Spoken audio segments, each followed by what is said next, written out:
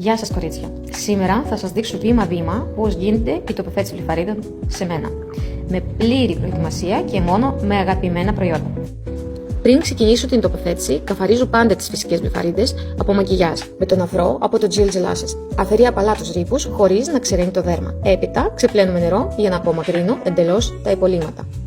Στη συνέχεια, παίρνω τα πατς, κολλάω ένα κομμάτι της χάρτινης ταινίας, την κόβω προσεκτικά ανάλογα με το σχήμα των ματιών, ώστε να εφαρμοστούν σωστά, χωρίς κενά και να νιώθει άνετα η πελάτησα. Τα τοποθετώ στο κάτω βλέφαρο και σχεδιάζω το σχήμα που θα κάνω. Αυτό με βοηθά να τοποθετηθούν σωστά οι μύκοι και να πετύχω το επιθυμητό αποτέλεσμα. Για να έχω καλύτερη πρόσβαση στις γωνίες, χρησιμοποιώ tape. Διευκολύνει τη δουλειά και βοηθά στην ακριβή απομόνωση των φυσικών βλυφαρίδων.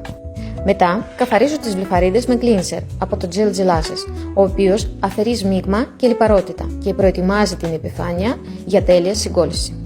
Και μόνο αφού ολοκλήρωσα όλα τα στάδια προετοιμασίας, ξεκινώ την τοποθέτηση. Δουλεύω με βλυφαρίδες και κόλλα από το ίδιο brand Gel Lashes, δοκιμασμένα και αγαπημένα. Το αποτέλεσμα?